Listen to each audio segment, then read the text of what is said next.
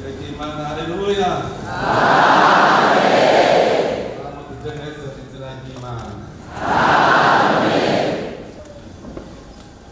Nyakubahwa murongoye ishengero ryiza rya Pentekote, bavukanye mwese,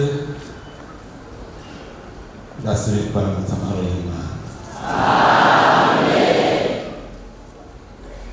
Uyu munsi ndi n'akanyamuneza ko kubana namwe ngaha iwanyu. Ndazi ko mwarimo nkumbuye nagerayo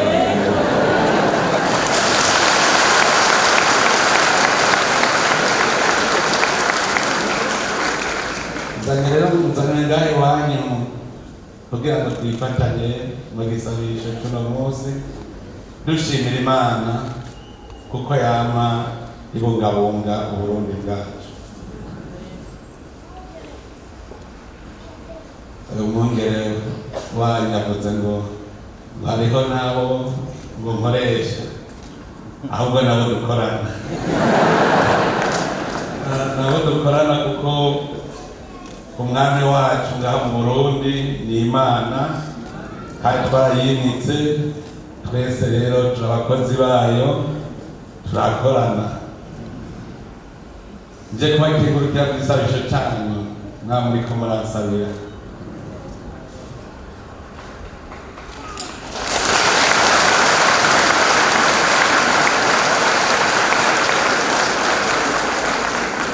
Uyu munsi bije umwaka ugira gatatu munshinze kubaca imbere ngo ndabarongore muri uru rugendo turimo rwo kubakira ubwami bw'Imana ngaha mu Burundi wacu.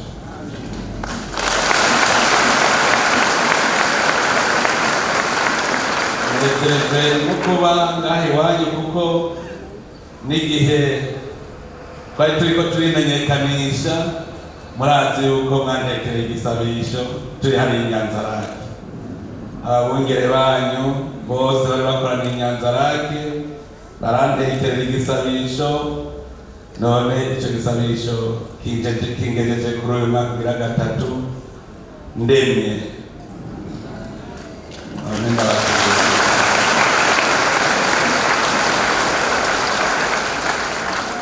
Imyaka itatu simike urongoye nk'ihanga ry'Uburundi ryaciye mu bihe bigoye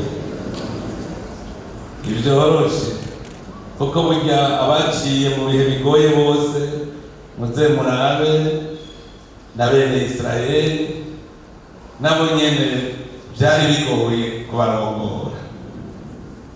Murabizi yuko na Yesu ari Yesu yaravuga ntibumve. Abantu bato bakamwumviriza bakanezerwa, mugabo ugasanga abakuru muri abafarisayo ntibemera. Mugabo yagumizako. Murazi yuko Musa arongoye ihanga rijana mu gihugu c'isezerano ntivyamworoheye, kandi wewe n'Imana yabiyereka imbonankubone mu nkingi y'igicu ku murango no mu nkingi y'umuriro mw'ijoro. Mugabo nticabuza yuko bamwangira. Rero abantu baciye mu ngorane nyinshi, umutima usanga waramaze kuja mu kirere, yamabona ibintu byose biteye ubwoba. Ariko kubw'ubushobozi bw'Imana byose birashoboka.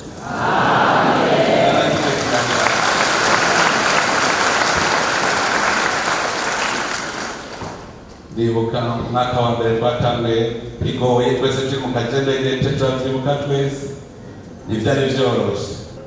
Kugira ngo mwebwe ntawe gira ubwoba kuko turazi icari c'Imana.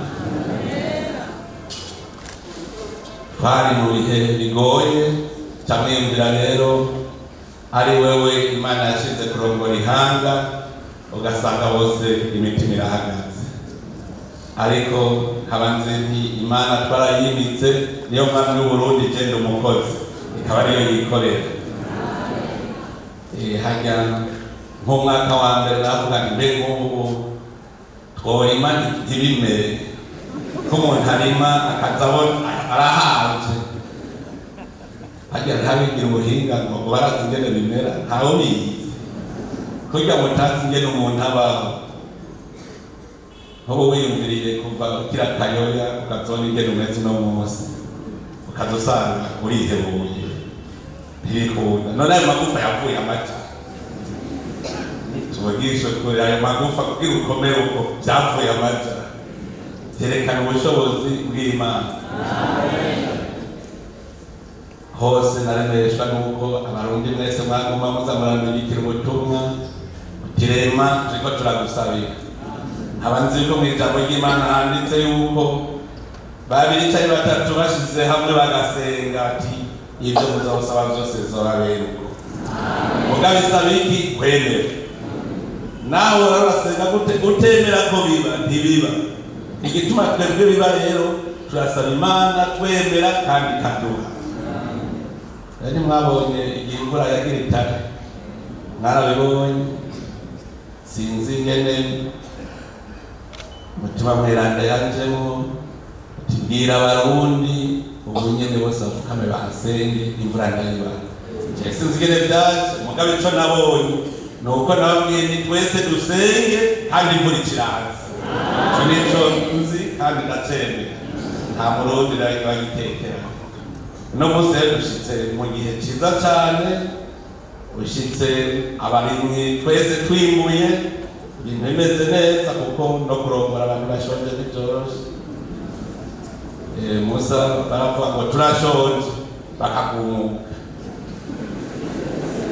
kandi bo byaranumvikana ko bari bafise aho banima twebwe rero turanka kurima tugaca tuvuga ko dushonje kandi Imana yaraduhaye isi nziza imera Musa baramugora bashonje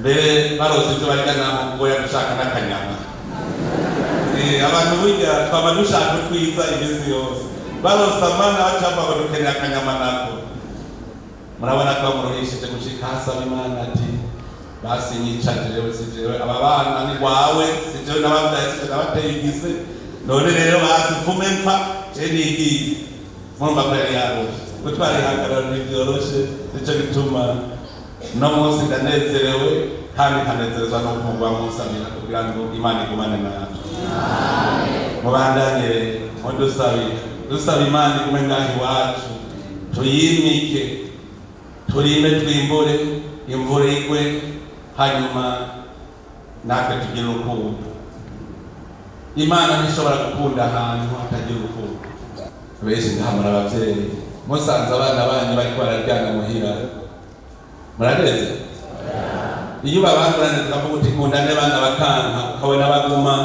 bari mu ryana hari n'igihe uvuga ngo reka ndabareke mbaze nje kwitemberera ndagaruka vyahoshotse none Imana ibonye abarundi natwe turi mu ryana mwibaza ko yoza nico gituma twari twaragize umuvumo kubera urwango twarankana turabiryarya Imana ntishobora kunezererwa hano ntawe mu gusanza abana ariko baratwenga bakina banezerewe uri umuvyeyi nawe unezerewe nico gituma rero natwe abarundi ko twarose iryo bakwe tukaba tuvuga ururimi rumwe tukaba turi umuryango umwe natwe rero twerekana urukundo kugira ngo Imana nayo inezerwe ikigume itugirira neza kuko n'ubundi yatugiriye neza ndabakengurike rero kuri uyu munsi kubona mwanyakiriye nubwo yenze ndabona akanyamuneza kari ku maso yanyu nanjye ca numva mpimba none rero mu kurangiza nagira nsubire ndabasabe ntimuruhe